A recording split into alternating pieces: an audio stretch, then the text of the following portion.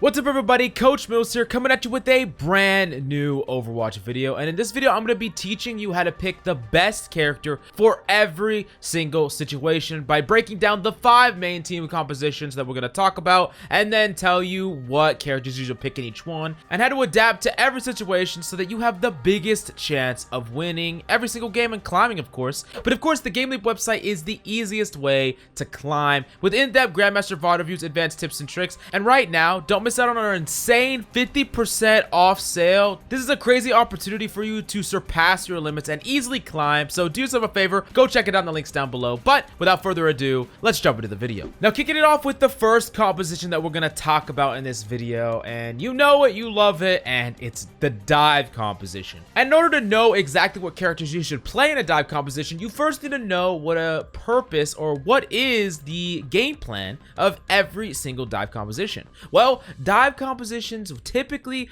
want to be jumping on the same target, and they use their coordination to try to execute a kill on a single target. On top of that, they typically have more mobility than their opposition, which they can abuse in various ways that I'm going to talk about later. But the big takeaway for you here is if you're in a dive composition, you need to either one, have mobility to go in with your dive so that you can initiate with your team, or two, you need to be able to contribute value from a far range. Now, first off, let's talk about the tanks in every single dive composition, and if you have dive tanks or supports, maybe you should think about playing dive, or if you, of course, need to dive because the enemy is playing something that you want to dive or it's a good map for it, you should be playing one of these 4 tanks in dive, which is Monkey, Diva, Zarya, or Wrecking Ball. These are the 4 characters that will typically be played in a dive. Pretty much every single dive will have 2 of these 4 characters. Now, of course, you're not going to have like Zarya, Diva in a dive, right? But you typically want at least one of these main divers in either Monkey or Wrecking Ball, and then you typically want a pair, so something like Monkey Diva, Monkey Zarya, Wrecking Ball Diva, Wrecking Ball Monkey. These are the type of combos that you would traditionally see with a dive tank composition or duo. Now, as far as healers are concerned in a dive composition, you need healers that can either give healing from farther away and contribute to the divers from a distance, or you need healers that go in with the team and have a large amount of mobility. So for instance, you could play a character like Ana, Zen, Lucio, or Mercy would probably be the best for a dive. Ana because she can contribute from further away, plus her ultimate plays into a lot of the other combos that we're going to talk about later on, and her burst heal is amazing for a dive because fights can be won or lost so quickly. Zen is a great pick, not because he can go in, but because he could do damage from further away, and being able to discord a dive target can be amazing. But on the flip side, you don't have any peeling for either Ana or Zen, so you pretty much are left alone. Like, the dive is going to go in and you might get counter dove, or you might just be alone, left alone, and you have to understand that and position accordingly. And then Lucio is typically going to go in with the divers and dive himself and be more like a DPS Lucio. And Mercy, of course, can fly either with the divers because she can go in herself, or she's going to stay back and pocket a long-range damage dealer, which I'm going to talk about when I get to the DPS. Now, not great characters would be Bap and Moira. Now, Moira could be fine in a dive, especially if you are up against the dive and you're under threat, because it's better to be alive than just get destroyed over and over again. But she's not the most intuitive character to be playing in a dive because she doesn't really want to use her fade to dive in with the team, and she can't heal or put in value from the longer ranges like some of the other characters we listed. Now, Bap is not that great in dive as well because he really wants to be playing with the team that is close together.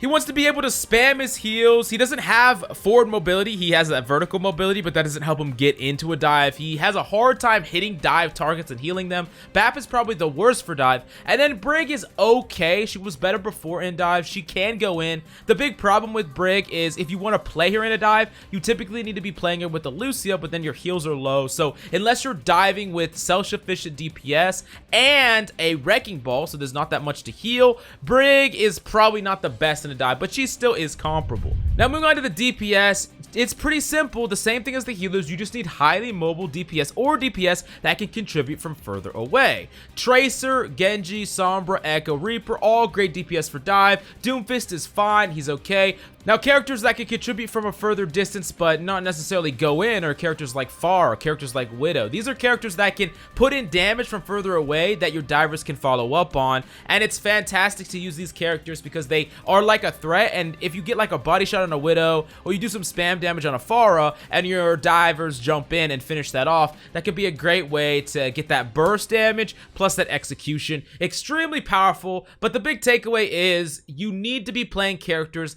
that fit in or do what your team composition want to do and can enable each other. And if you can identify a dive composition, you can play the right character for the job. Now, the next team composition we got to talk about is Brawl. And a Brawl composition wants to be a composition that plain and simply wants to brawl it out, like fighting it out close range. And what I mean by that is you really want to be going in onto the enemy. You want to be body to body, getting all up close and personal, speeding in and basically just fighting the enemy right up on their faces. And if you are playing a Brawl composition and the enemy team is not, you can take advantage of a lot of their weakness. And let's talk about what characters go in a Brawl composition. The first thing is tanks. Typically, there are only 3 tanks in a Brawl composition. It's Rein, Zarya, or D.Va. You could substitute the Zarya with the D.Va if you want to. Now, if you want to know exactly how a Brawl composition plays, just go look at the GOATS games back when there was no role queue, and that's pretty much what a Brawl looks like. You are literally walking into the enemy team. You fight for resources, of course. You fight for ability resources, but when the time is right, you speed boost, you use your ultimates, and you get in on the enemy team and engage.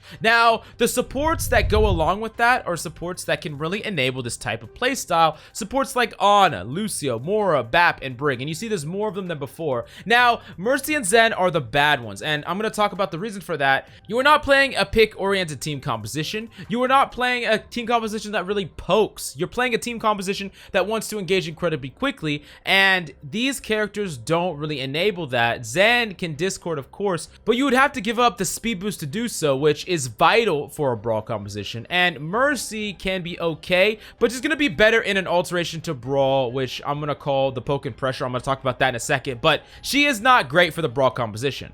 Now, Lucio is pretty much necessary for every Brawl composition because you really want to get your tanks and DPS close enough to basically come in contact with the enemy tanks. Characters like Ana, Mora, and Bap are all viable for different reasons, basically because they have a large amount of burst healing, so they allow your team to sustain through the enemy team. And you can imagine if the enemy team is not playing characters that are really good at fighting up close and their tanks are on the front line, like let's say they have a Tracer and a Genji, right? And they're off doing their own thing, and their Zarya and Rein are sitting on the front line, but you speed into them with like the burst heal of a Mora orb and the Lucio speed. You have a Rein Zarya and you have like a Reaper, right? And you speed into them. Their tanks are gonna just insta-die.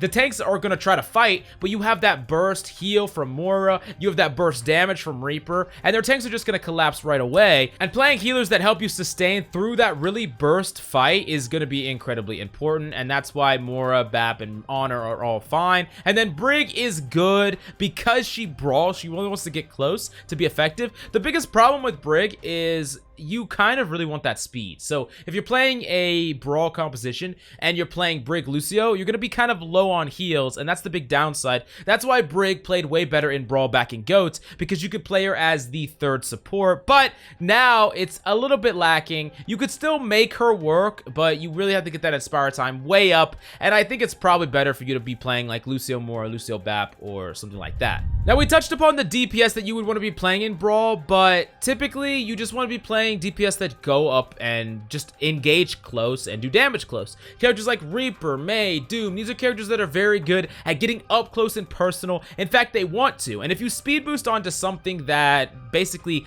wants to fight at a distance, you know, or wants to keep at least a medium distance, someone like McCree, if an entire team speeds onto a McCree and does bubbles and shields, he's just gonna die. Or if an entire team team speeds onto many different characters, there's not a lot they can do, especially if they don't have the mobility to get out and they don't have like a Lucio to speed them out or anything like that. So this is what you want. You want characters that want to get up close and personal and do all the things that a Brawl comp normally does, like I talked about in the beginning. Now, the tiny alteration of this composition I'm going to talk about is the poke and pressure, and this could also just be called the Rein Zara comp or traditional or whatever the case may be. And this is just a composition that basically has a front line, pokes and prods for space slowly, and then has their DPS just look for opportunity and do damage. It's like a mid-range comp that can go in when they see an opportunity, but they don't always just want to go straight into the enemy. They're not really a brawl per se, but they do have some brawl elements as well as some poke elements. Now, the tanks in this composition would be like Rein, Zarya, D.Va, or a Sigma. Any combination of these, but typically you want like that frontline shield, so typically a Reinhardt is going to be played here. Now, for the supports, you would want a Lucio, Ana, or Moira. You want that flexibility to be able to speed boost in when you see an opportunity, and you really want a solid baseline of heals, someone like Moira and Ana. But characters like Bap, Brig, and Mercy are all fine depending on the other characters you're running in the DPS slot. Like, for example, if you have an Ashe in the poke and pressure composition, a Mercy could be fantastic to play, and then you could be rocking something like Mercy Ana, and you don't have that speed, of course, but you replace it with extra firepower and extra pocket ability for your Ashe, so it's a give and take there. Now, as far as the DPS are concerned in this composition, you could play anything in this composition pretty much. In a poke and pressure composition, there is so much that's viable, and particularly, this is where hit scans are gonna shine. Now, especially hit scans that want to play with the team, a character like Ashe or a character like McCree, for example, that can play behind a Rein shield, and if a Rein can vie for space and fight for advantage on the map, you can have a McCree that's just behind him, clicking heads from the safety of a shield. The same thing applies to a character like Hanzo, and a traditional poke and pressure composition example would be something like McCree, Hanzo, Rein, Zarya on a Lucio, or maybe even sub the McCree for like a Genji, for instance. That way you have the Grab Dragon combo, you have the Nano Blade combo, you have speed boost so you can speed in if you see an opportunity. That would be a traditional poke and pressure composition, and of course the Genji's not going on flanks or anything like that. He's playing with his team, poking and building a blade, but I think you get the picture for this team composition, and these are some of the characters you could pick if this is the goal of your team comp. Now, the second to last team composition we're going to talk about is a spam composition, and this composition really wants you to poke down the enemy, eradicate their shields, and just make damage fly in their direction, getting picks in the process, maybe breaking all their shields. And we saw a ton of this in Double Shield, but you could play this composition even now. You just need to understand exactly what it is and how it works. So right off the bat, you need to understand the tanks for this composition, and really it's going to be someone like Orisa, Rein, Sigma, or Hog. You could be playing a Double Shield,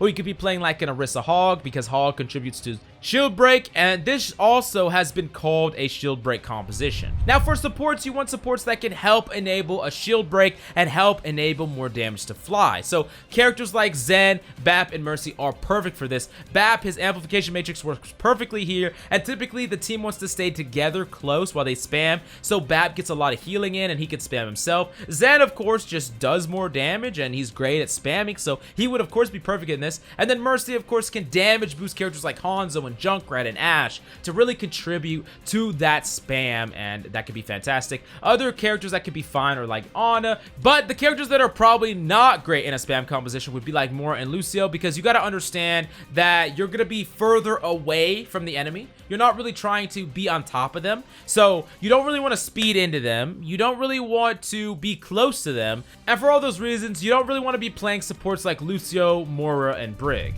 Now, last up, we got to talk about the DPS that would be played in a spam composition, and these are just characters that could do a lot of damage, send a lot of bullets at the enemy. Characters like Ashe, characters like Hanzo, even a Junkrat could be insane in a spam composition. There are a lot of characters that you could play here, but there are specific characters that you should not play in a spam composition. Specifically, characters that want to dive in, characters that need setup, or things like that. You're not going to get any help in a spam composition. You would rather be playing a character that really contributes or utilizes the fact that the enemy are not going to have any shields, and there's going to be tons of damage going through. So some sort of long-range projectile or hit scan would probably be the best here. Now, last up, we got to talk about the most amazing composition, your favorite composition in all your games, and it's randomness, right? It's just a random composition. It seems like there's no synergy, no combo, no game plan, just a whole bunch of characters that are just being picked, right? Well, I'm going to tell you exactly how to get value even in this composition. If you can't fill, because sometimes you can fill, right? Sometimes you can pick the character that makes one of these compositions we talked about. That's why I broke them down. So you know what characters to pick depending on what your teammates pick. But if you can't create a perfect comp, then what you need to do is play characters that can get value just by themselves in an extremely scrappy fight scenario that feels more like a free-for-all, because there's no direction, there's no game plan, there's little space, sometimes there's little sustain, little heals, so you need to figure out what to do in that landscape. So for tanks, the best characters to play when everything is random is Hog or Hammond. These are characters that can do their own thing. You know, Hammond can go fly around the map, get a lot of value, get a lot of boops, get a lot of solo kills on isolated targets. Hog, same thing. He can flank, he can find his own value. He's basically just like a fat DPS. Supports, you want characters that can do their own thing or have high impact or have high mobility, so that you basically get to be a little self-sufficient, or you can go with another teammate that's self-sufficient. So a character like Ana, for example, could be great because she can do damage, she can create plays, and she can give a stable baseline of heals to any team composition, and she's probably the character that like slots into the most compositions on this list. A character like Zen could be good because you're basically like a DPS with a little bit of sustain. You can create plays and scrappy fights. Now, you're not going to get peel and randomness, so you got to position accordingly, but you can be really aggressive on Zen, and if you could get some picks on Zen, that could be a way to make the difference. Mercy can pocket some random DPS and fly around from person to person in a random composition, so she's a lot harder to lock down, and sometimes she can even benefit when it's random because everyone's split up and she has more people to fly to, and it's harder for her to get punished. And then Mora is just a character that you could play when, you know, you're getting dove, you need peel, you can't stay alive as Zen or Honor or Mercy, and you just want to kind of stay alive, heal up your random team composition. You could play Mora and you'll be fine because you have that fade in your back pocket to get out of any sticky situation. Now, moving on to the DPS category, you just want DPS that don't need anybody. You want DPS that can go have high impact, get a lot of kills, make plays. Characters like Tracer, characters like Soldier, characters like Reaper. These are characters that can create their own value, go do their own thing. They're like